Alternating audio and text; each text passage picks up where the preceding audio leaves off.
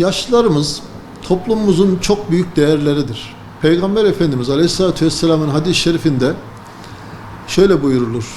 El hayru ma ekabirikum. Hayır, bereket büyüklerinizdedir veya büyüklerinizle beraberdir buyurur Resulullah Efendimiz Aleyhisselatü Vesselam. Bunda yine çok büyük bir mana var. Yaşlılar toplumun birikiminin olduğu kimseler. Yaşlılar toplum hafızamız. Yaşlılar toplum arşivimiz. İnancımız, imanımız olsun.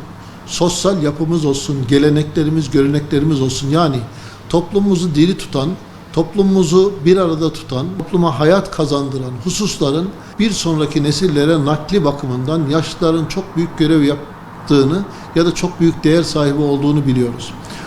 Dolayısıyla onlara merhamet duyup onların içimizde bulunmalarını, içimizde kalmalarını sağlamamız lazım ve onların hayatlarını rahat yaşamalarını sağlamamız lazım.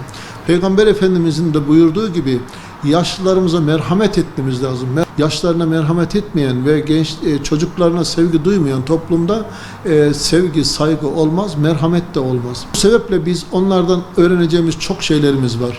Daha doğrusu toplumda yaşlılara değer verilmezse toplumun kökü sarsılmış olur. Çünkü biz kökümüzü onlardan alırız. Yani gelenekler, görenekler yaşlılarla aktarılır. Şöyle kısaca örnek vereyim. Bizim toplumumuzda aile şimdi çekirdek aile diye düşünülüyor, değerlendiriliyor. Bu çekirdek ailede ana baba düşünülmüyor. Yani ebe dede düşünülmüyor.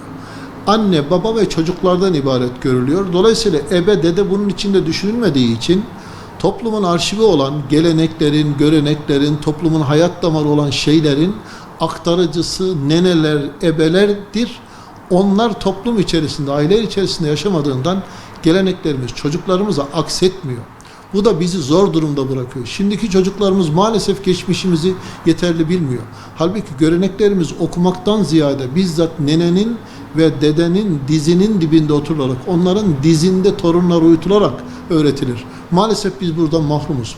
Dolayısıyla toplumun arşivi olan, toplumun hafızası olan büyüklerimizden çocuklarımız yeterli bilgiyi alamadan köklerinden habersiz yetişiyor.